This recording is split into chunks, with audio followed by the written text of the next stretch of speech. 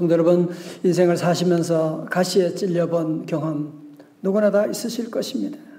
우리 가운데 어느 누구도 가시를 좋아하는 사람, 나를 아프게 하고 나를 힘들게 하는 이 고난의 가시를 좋아하는 사람 한 사람도 없을 것입니다. 또 그러나 우리 인생 가운데 어느 누구도 고난이라고 하는 가시가 없는 사람도 한 사람도 없을 것입니다. 가시는 우리를 찌르고 아프게 하고 피 흘리게 하고, 그래서 가시에 찔리게 되면 일상의 모든 평범했던 일상의 삶이 중단되게 되고 그 고통 속으로 빠져들어가게 됩니다. 정말 예수 믿는 사람으로 우리가 어떻게 살아가야 될까? 예수 믿는 사람으로서 이 고난, 이 가시를 어떻게 받아야 될까요? 자, 오늘 본문에 보면 사도 바울도 그런 인생의 가시에 찔렸노라고 그렇게 고백하고 있지요. 바울은 이런 고난에 대해서 어떻게 반응하고 있습니까? 그러면 이제 우리 성도들은 이 가시에 찔리게 되었을 때 어떻게 반응해야 될까요? 첫 번째로 가시가 제거되도록 기도하는 것입니다. 기도하는 것입니다. 자, 사도 바울은 7절에서 한번 같이 읽어볼까요? 7절입니다. 12장 7절 시작. 여러 계시를 받은 것이 지극히 크므로 너무 자만하지 않게 하시려고 내 육체의 가시 곧 사단의 사자를 주셨으니 이는 나를 쳐서 너무 자만하지 않게 하려 하심이라. 아멘. 자, 들어보세요. 사도 바울은 내 몸에 육체의 가시가 있습니다. 솔직하게 고백하고 있습니다. 그러면 사도 바울이 가졌던 그 육체의 가시는 무엇이었을까? 성경에 보면 구체적으로 무엇이 내 육체 가시였다고 기록한 것이 없으니까 신학자들은 아마도 사도 바울에게 그 안질병이 아니었을까? 왜? 다메섹에서 강렬한 햇빛을 받아서 눈이 멀게 됐으니까. 혹은 간질병이 아니었을까? 여러 가지 얘기하지만 정확하게 말할 수는 없는 것입니다. 저는 그런 의미에서 도리어 성경이 확실하게 밝히지 않는 것이 우리에게 참 다행이라는 생각이 들어요. 왜냐하면 오늘 저와 여러분이 갖고 있는 가시, 사도 바울의 육체 가시하고 동일시킬 수가 있거든요. 여러분, 지금 우리 성도들이 성전에 오고 싶어도 오지 못하고 있는 이런 어려운 환경, 일상의 삶이 멈춰버리는 이런 환경, 이것도 육체의 가시 가운데 하나라고 볼 수가 있지요. 자, 그러면 중요한 것은 뭐냐면 바울이 자기를 찌르는 이 육체의 가시를 어떻게 했느냐는 거예요. 자, 8절의 말씀 앞에 볼까요? 이것이 내게서 떠나가기 하기 위하여 내가 3번 주께 간구하였더니. 무슨 얘기예요? 사도 바울은 이 고통이 해결되도록 3번이나, 여기 말하는 3번은 숫자적인 3번이 아니라 그 이상으로 열심히 간절히 하나님께 기도했노라고 말씀하고 있는. 첫 번째로 중요한 것은 바울이 가시가 옮겨지도록 하나님께 기도했다고 하는 사실입니다. 여러분, 우리 예수님도 고난주간 목요일 저녁에 겟세마네 동산에 올라가셔서 뭐 하셨어요? 기도하셨지요. 마가복음 14장 36절에 이르시되 아빠 아버지여 아버지께는 모든 것이 가능하오니 이 잔을 내게서 옮기시옵소서. 우리 주님도 이 가시를 옮겨달라고, 이 잔을 내게서 지나가게 해달라고 무려 3번씩이나 기도했다. 간절히 기도하셨다고 하는 것을 우리가 볼 수가 있지 않습니까? 그러므로 성경에서는 우리가 여러 가지 많은 고난을 당할 때 무엇보다도 기도하라고 야고보 5장 13절 말씀 외우시는 말씀이죠. 시작. 너희 중에 고난당하는 자가 있느냐? 그는 기도할 것이요. 즐거워하는 자가 있느냐? 그는 찬송할지니라. 아멘. 그래서 먼저 고난당하는 사람들은, 육체 가시로 아파하는 사람들은 기도하라고 권면하고 있습니다. 사랑하는 성도 여러분, 여러분의 삶 가운데 때로는 갑자기 내게 가시가 와서 나를 찌를 때, 내가 원치 않는 가시로 말미암아 고통을 당하고 있을 때 우리가 할 일이 뭐예요? 기도하는 거죠. 그렇습니다. 우리 사랑하는 성도 여러분, 이 땅에 사는 동안에 때로 가시가 있을지라도 절대로 낙심하지 말고, 우리가 할 일은 무엇입니까? 우리도 바울처럼, 예수님처럼 끝까지 주님께 나가 기도하고 나가는, 하나님이 나를 도와주신다, 하나님은 내 길을 인도해 주신다, 우리 하나님은 응답해 주신다, 주님 안에 능치 못함이 없다라고 하는 것을 믿고 기도하며 나가는 성도들 다 되시기를 주님의 이름으로 축원합니다. 그런데 여러분, 사도 바울이 가시를 제거해 달라고 무려 3번씩이나 그렇게 간절히 기도했는데 어떻게 됐나요? 9절의 말씀 보시면 하나님께서 나에게 이르시기를 내 은혜가 네게 족하도다. 그러시면서 이 바울이 그렇게 기도했는데도 불구하고 하나님은 바울의 기도를 거절하시고 그 가시가 제거되지 않고 그 안에 남아있게 되었더라고 하는. 성도 여러분도 기도 생활 해보면 기도 응답보다도 기도 응답받지 못한 일이 훨씬 더 많이 있지 않습니까? 내가 그렇게 기도하고 그렇게 기도했는데, 그럼에도 불구하고 응답받지 못했을 때, 고난이 옮겨지지 않고 나를 끝까지 괴롭히고 있을 때, 그러면 그때 우리가 할 일은 무엇입니까? 두 번째로 가시의 의미를 발견하는 것입니다. 여러분 7절 말씀 다시 한번 읽어볼까요? 바울은 자기에게 있는 이 육체의 가시를 뭐라고 설명하느냐? 다시 한번 읽어봐요. 7절입니다. 시작. 여러 계시를 받은 것이 지극히 크므로 너무 자만하지 않게 하시려고 내 육체의 가시이고 사단의 사자를 주셨으니 이는 나를 쳐서 너무 자만하지 않게 하려 하심이라. 아멘. 자, 여러분 먼저 여기서 우리 사도 바울에게 있는 그 육체의 가시, 바울의 몸을 괴롭히는 육체의 가시의 그 정체가 무엇이냐라고 하는 것 함께 보기를 원합니다. 육체 가시 그 자체는 오늘 자세히 말씀 보세요. 하나님이 주신 것이 아니라 사탄이 준 겁니다. 성경에서 사탄의 사자라고 말씀하고 있죠. 영어로서는 A messenger of Satan이라고 말합니다. 새 번역 성경에서는 사탄의 하수인이라고 그렇게 번역하고 있습니다. 그런데 그것을 하나님께서 허용하셨다는 거예요. 여러분 욥도 그랬잖아, 그죠? 사탄이 준 것이지만 그 뒤에 하나님이 허용하시게 되는 것을 말씀하고, 여러분 그런 의미에서 보면 이번 코로나19도 이것은 인간의 죄를 숙주로 해서 사탄이 우리에게 준 거예요. 그러나 이 모든 배후에 하나님께서 허용하셨다고 하는 사실을 기억하시고, 여러분 그렇게 되니까 사도 바울이 물었을 거 아니에요. 내가 기도하는데 가시는 제거해 주지 않고, 그렇다면 이 가시의 의미가 도대체 무엇입니까? 왜 이 가시가 내게 끝까지 남아 있어야 된단 말입니까? 하나님께 물었지요.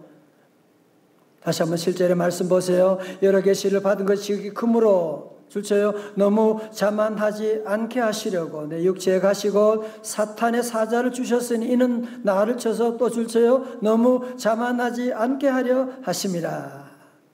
여러분 여기 짧은 한 구절에 너무 자만하지 않게 하시려라고 하는 단어가 지금 여기에 무려 2번이나 반복되고 있는, 반복은 뭐예요? 강조법이지요.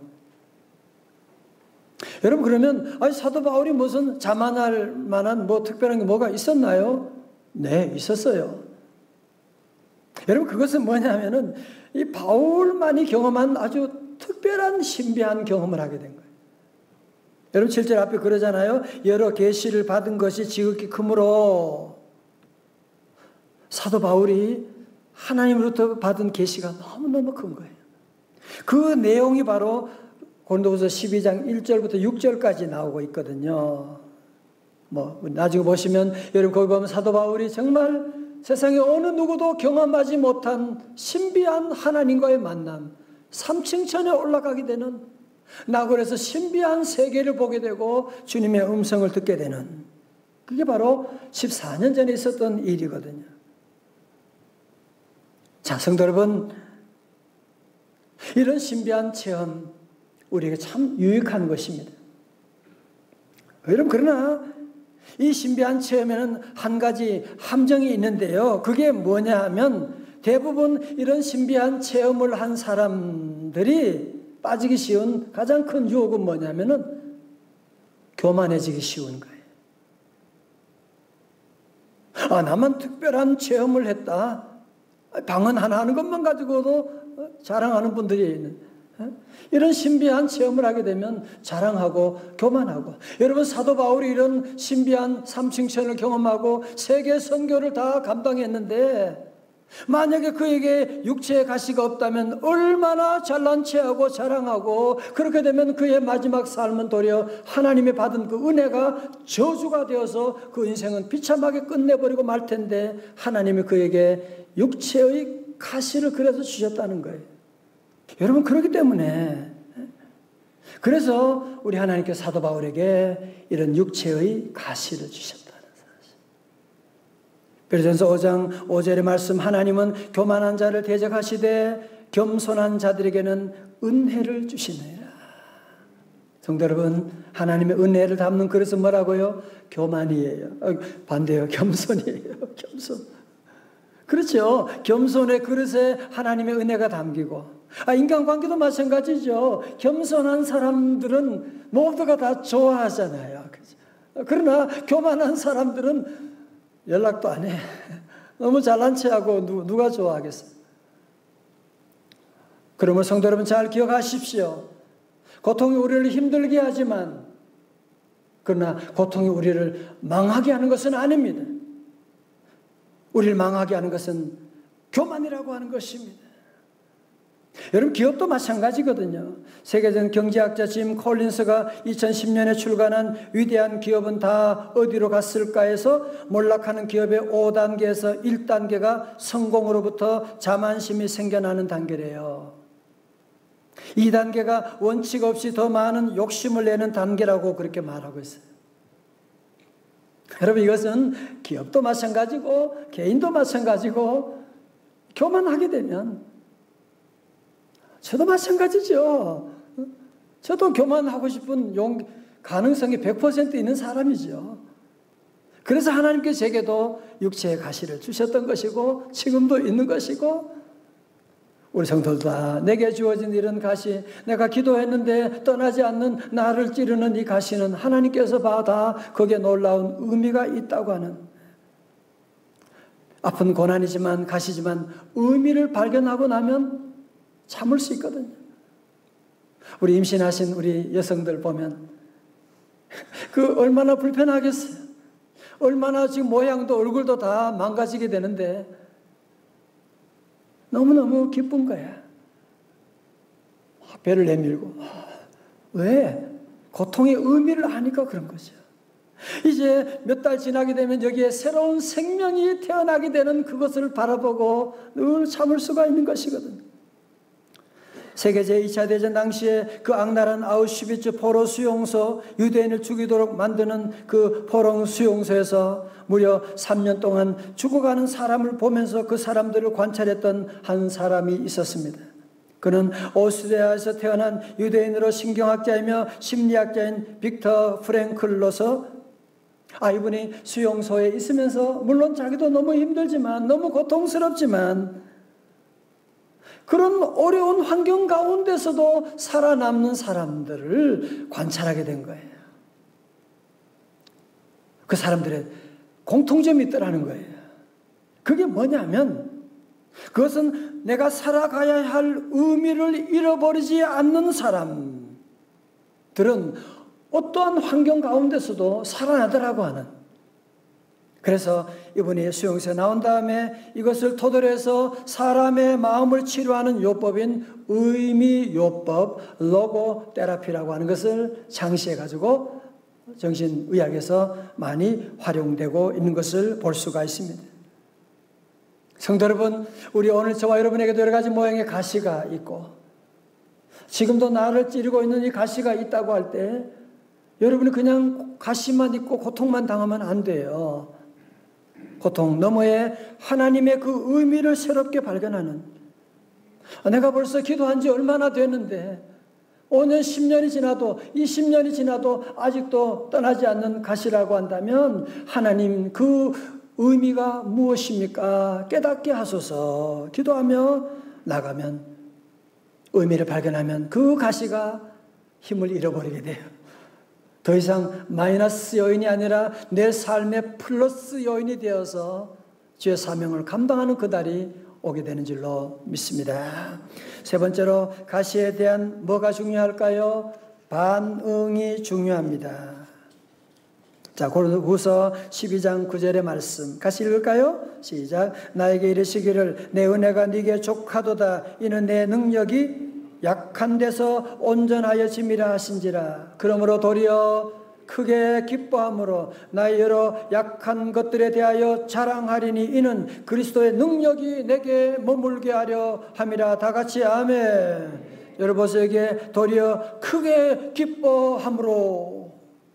10절에도 그러므로 내가 그리스도를 위하여 약한 것들과 능력과 궁핍과 박해와 공고를 뭐하노니? 기뻐하노니. 왜? 이는 내가 약한 그때의 강함이라. 아멘. 자, 잘 보세요. 가시 아프죠. 여러분 생각해 보세요. 사도 바울이 지금 설교하다가 지금 많은 청중들이 있는데 갑자기 간질을 해가지고 쓰러진다든지, 눈에 말씀을 보고 준비하는데 눈이 안 보인다든지, 이 얼마나 지금 힘든 일이에요. 지금 처음에는 하나님 이 육체 가시를 제거해 주세요. 빨리 제거해 주세요. 이것 때문에 나 목회 못하겠습니다. 그랬는데 사도 바울이 엎드려서 기도하니까 이 가시가 보통 가시가 아니야. 이 가시 배후에는 하나님의 놀라운 목적이 있는 거야. 이것이 나로 하여금 자만하지 않게 하기 위해서, 그리고 이 가시는 보통 가시가 아니라 하나님의 능력이 머무는 자리라고 하는 것을 깨닫게 되고, 도리어 내가 약할 그때 강하다고 하는 것을 깨달은 다음에 그는 어떻게 해요? 나는 도리어 기뻐하리라. 도리어 기뻐하면서 그것을 받아들이고 있는 그런 귀한 모습, 이것이 바로 사도 바울이 고통에 대한 결론이었던 것입니다. 오늘 요절 말씀 야고보 1장 2절의 말씀 같이 한번 읽어볼까요? 시작. 내 형제들아 너희가 여러 가지 시험을 당하거든 어떻게 해요? 온전히 기쁘게 여기라 말씀은. 여기 온전히 기쁘게 여긴다는 말은 원어로 보면 기뻐 춤추라는 거예요. 여러 가지 모양의 시험을 당하거든. 시험은 여러 가지 모양이 있지 않습니까? 그럴 때 온전히 기쁘게 여기라 하고 말씀하는. 저는 그렇다고 여러분이 고난이 왔을 때, 고통의 가시를 찔렸을 때 기쁘다 I'm so happy 막 그러라고 하는 건 아닙니다. 감정적으로 너무너무 힘들지요. 정말 감정적으로 너무 받아들이기 어렵죠. 여러분, 그러나 가시가 비록 여전히 나를 괴롭히고 아프게 한다고 할지 때 여러분의 감정은 따라가지 않지만, 그러나 우리 모두는 이 고난 가운데 하나님의 의미를 깨닫고 하나님이 이 고난을 통해서 하시고자 하는 놀라운 역사를 깨닫고, 그래서 우리 성도들은 감정은 따르지 않지만 감정이 아니라 하나님의 말씀에 따라서 나는 기뻐하리라. 그러면 내가 의지적으로 기뻐하리라고 하면 그 기쁨이 찾아오게 되는, 감정도 따라오게 된다는 거죠. 제가 자주 쓰는 영어 가운데 하나가 motion changes emotions라고 하는, 우리의 행동, 우리의 의지가 결국은 우리의 emotions, 우리의 모든 감정을 다 바꾸는 것이거든요. Motion controls emotions. Motion create emotions. 저는 사랑하는 성도 여러분 모두가 이 가시 많은 세상 가운데 살면서 감정을 따라가지 말고 말씀을 따라가시기를 주님의 이름으로 축원합니다. 그러면 더 이상 가시가 나를 아프게 할 수가 없는 거예요. 성도 여러분, 사도 바울에 있는 그 가시, 비록 그 가시가 제거되지는 않았지만 더 이상 그 가시가 나를 아프게 할 수가 없는 것이고, 도리어 그것이 플러스 요인이 돼가지고 하나님의 놀라운 능력을 나타내게 되었는데, 그 이유가 있습니다. 그 이유는 바로 죄 없으신 우리 예수님께서 우리의 모든 죄를 대신하셔서 주님 친히 가시 면류관을 쓰시고 십자가에 돌아가셨기 때문에 그런 것입니다. 마태복음 27장 29절에 가시관을 엮어 그 머리에 씌우고 갈대를 그 오른손에 들리고 그 앞에서 무릎을 꿇고 희롱하여 이르되 유대인의 왕이여 평안할지어다 하며. 여러분, 면류관은 왕관이잖아요. 승리자들이 쓰는 거지 않습니까? 그러나 예수님이 쓰신 면류관은 가시 면류관이에요. 그분은 죄가 없으시지만 가시 면류관을 쓰심으로 말미암아 주님께서 가시 면류관을 쓰시고 우리 모두에게 속죄의 면류관을 씌워주시고, 주님께서 저주의 면류관을 쓰시고 우리 모두에게 용서의 면류관을 씌워주시고, 주님께서 고통의 면류관을 쓰시고 우리 모두에게 치유의 면류관을 씌워주시게 된 것입니다. 그러므로 성도 여러분, 그 날카로운 가시가 예수님을 찔러서 십자가에 돌아가시게 했기 때문에 더 이상 그 가시는 독이 소멸되어서 오늘 저와 여러분을 비록 찌른다고 할지라도 더 이상 그 가시가 우리를 힘들게 하는 것이 아니라 도리어 하나님의 능력이 머무는 자리가 되었다고 하는 사실을 깨닫고, 오늘 저와 여러분 다시 한번 기뻐하며 하나님께 영광 돌리는, 가시가 마이너스 요인이 아니라 가시 때문에 더 잘 되는 성도들 다 되시기를 주님의 이름으로 축원합니다.